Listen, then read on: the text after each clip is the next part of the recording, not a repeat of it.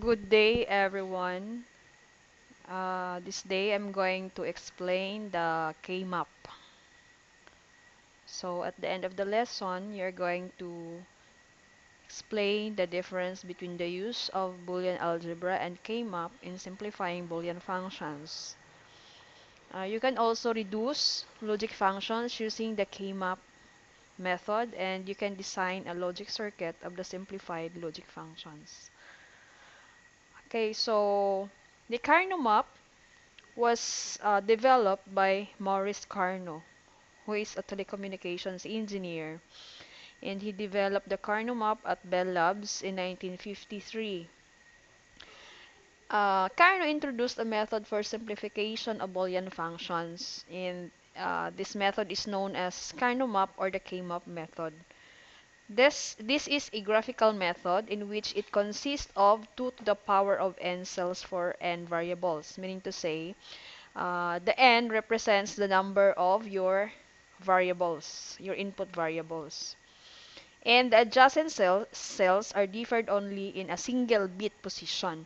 So what does it mean when we say cells are differed only in a single bit position? So let us take a look at the 2 and the 3 came up. 2 variable and the 3 variable came up. So we have here for the 2 variable map, example, we have variables y and z. So there is no problem with the 2 variable map. It is because you will only deal with the 0 and 1. So the possible values for y is 0 and 1. And the possible values for z is 0 and 1 also. Now, to get the value of the combinations of your K-map, meaning to say, how are you going to determine the value inside the cell? So for a 2 variable map, this value in the cell corresponds to the intersecting value of the y and z. So for example, for your y, you have 0, and your z is 0. So therefore, you have 0, 0, or that is equal to your m sub 0. Meaning to say, the value of that cell is 0. Now, you have y is 0, and you have y, and z is 1. So therefore, you will have 0, 1, or that is 1. So that's why you have here m1. This means that the value in this cell is 1. Then another one is for your y, which is 1, and your z is 0. So therefore, that is equal to 1, 0, equivalent to 2. So therefore, this cell contains the value of 2. For the last cell, we have here your y is 1 and your z is 1. Therefore, that is equal to 1, 1, or that is equal to 3. That's why the value of your last cell is M3. This means that the value inside here, or this cell, the value is equal to 3 or 1, 1. Okay, so in terms of grouping, the Carnot map, you can only, there is only one possibility for grouping for adjacent minterms for a 2 variable map. Meaning to say, pwede ra nimo, isa lang ang possibility nga mag-group nimo ang upat. Kay upat raman sila kabuok. Maximum nimo na siya nga mag-group sa K-map. By the way, ang purpose of using the K-map is to reduce your expression. Aside from the K-map, we can also reduce the expression using the Boolean identities. K-map is just another method in order to reduce your logic expression. So you can choose, you can use the K-map or you can use the Boolean expression. So whichever is convenient to you, so it's up to you. But if the problem asks you to derive the logic expression using the K-map, so therefore you have to solve it using the K-map. Okay. So the possible of combinations of grouping two adjacent mean terms are you can group. So in K-map, you can only group adjacent, meaning to say adjacent tapad. Okay? You can only, in this two variable map, the adjacent terms are M0 and M1, M2 and M3, M0 and M2, and M1 and M3. So, those are the possible combinations. So, either you can group it by 4 or you can group it by 2. Okay, that is the possible combinations of your K-map. Ang question, ma'am, can we group it by 3? No, because grouping of K-map is either by 2, by 4, or by 16. Pwede siya. 8, pwede siya. Pwede siya ang 8. So, grouping of K-map is 2, 4, 8, and 16. But you cannot group the K-map in odd numbers. Okay. Next, we have here the three variable K-map. How to come up with a three variable K-map? So, how do we know that there are 8 variables in a K-map as you have seen in this K-map or in this table? So, to determine the number of combinations of your K-map, you have to raise 2 raised to the power of the number of variables. So, in this example, you have the 3 variables. So, 2 to the power of 3, that is equal to 0. So, you have the combinations 0 up to 7. Okay. So, in drawing the K-map, you can have this one. You can have it separate ang X, and then your Y and Z is grouped. So, sa kining example, you have X. What are the values of X? X can be 0 or 1. Now, for your YZ, possible values of Y is 0 and 1. Possible values of Z is 0 and 1. So, since there are 2 variables, so therefore, you are going to have the 2 bits. Okay.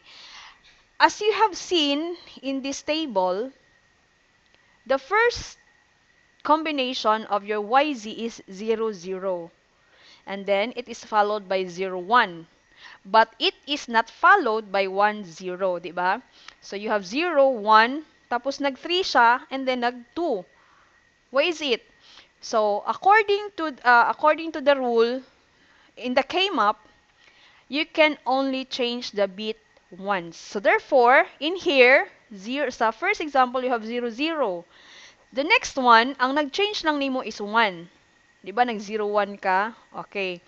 So sa next, you cannot change this 1. And you cannot change this 0. So therefore, isa lang ka bit ang pwede nimo i-change. So that's why, remain ang 1, then you have to change the 0 into 1. So that's why you have 1, 1. And for the last value,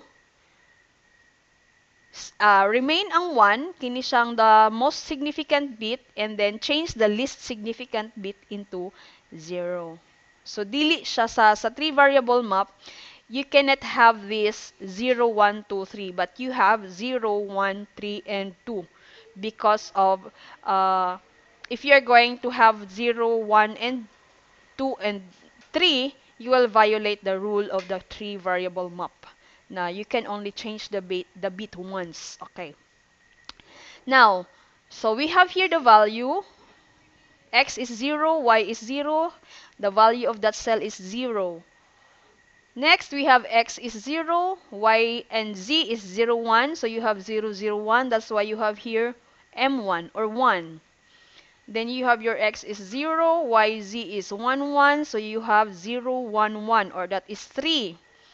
Then if you have X is 0, Y, Z is 1, 0. So you have 0, 1, 0. That's why you have M2. Next, we have 1, for x, 0, 0 for yz, you have 1, 0, 0 that is equal to 4. Then x is 1, yz is 0, 1, so you have 1, 0, 1, or that is equal to 5. Your x is 1, yz is 1, 1, that is equal to 7. And your x is 1, yz is 1, 0, that is equal to 1, 1, 0, or that is equal to x. Okay, so what are the possibility or possible groups? So, you can group this one by 8. Pwede mo siya i-group tanan as 8. 8 sila kabuok, pwede. Another combination is you can group it by 4. So, you can group the mean terms nga pwede nimo i-group. You have M0, M1, M3, and M2. You have M4, M5, M7, and M6. You can also have M0, M1, M4, and M5. You can also have M1, M3, M5, M7. You can also have M3, M2, M7, M6. And you can have M2, then you have M0, M6, and M4. Question, Ma'am, is M2, M6, M4, and M0 adjacent? The answer is, in a three-variable map, i-imagine mo na you are flipping a paper. Ang paper nimo, there are 8 cells. If you are going to flip, iabot nimo ang end to end of the paper. So, ang M0 and M2, M4, and M6 will touch with each other. So, therefore, they are adjacent. So, that's why you can group M0, M2, M4, and M6. Okay. So, if x is 0, then 3-variable map becomes a 2-variable. So, kung wala na ning zero, ang x nimo is only 1, kung walay sulod imuhang x nga 0, so therefore, ang mabilin is only M4. You will only have a 2-variable K-map. Okay. Next. The 4-variable K-map. So the same with the 3-variable K-map, with 4-variable K-map, you can only change the bit one at a time. So that's why you have here, so for your YZ, you have 0, 0. Change the 0 into 1, the least significant bit. So you have 0, 1. Then for the third value, you have 1, 1. Remain ang 1, change ang 0. Then for the last value, you have remain ang 1, change the 1 into 0. So, the most significant bit nga 1 i-remain. Ang least significant bit nga 1, pulihan siya og 0. Same with WX. So, you only have also use 0, 0, 0, 1, 1, 1, and 1, 0. Okay? So, possible groupings. You can group it in 16 adjacent mean terms. Meaning to say, you can group it kini silang tanan. I-group nimo. Pwede siya. Then, you can also have, let R1, R2, R3, and R4 represents the mean terms of the first row, second row, third row, and fourth row respectively. So, since C1, C2, C3, and C4 represents the mean terms of first column, second column, third column, and fourth column respectively. So, the possible combinations of grouping 8 adjacent mean terms are 8 adjacent mean terms. So, you have ang first row, kini siya diri, this is the first row, this is R1. Second row is R2, this is R3, and this is R4. So, the 8 adjacent mean terms are R1 and R2, R2 and R3, R3 and R4. Then you have column 1 and column 2, column 2 and column 3, column 3 and column 4, and column 4 and column 1. So, isa na siya. Pwede mo na siya ang pwede nga mga groupings. If your W is equal to 0, then 4 variable K-map becomes a 3 variable K-map. So, kung wala ning most significant bit diri tanan, so therefore, ang mabilin is only X, Y, and Z. So, mahimo na siya 3 variable K-map. Okay. So, sa 5 variable K-map, the number of cells in variable K-map is 32. Since the number of variable is 5, so 2 raised to the power of 5 is 32. So this is an example of a 5 variable K-map. You have variable v is equal to 0, that is 16, and another one is v is equal to 1, that is equal to 16 also. So therefore, you are going to combine the two, you can come up with a 32 uh, combinations. Okay.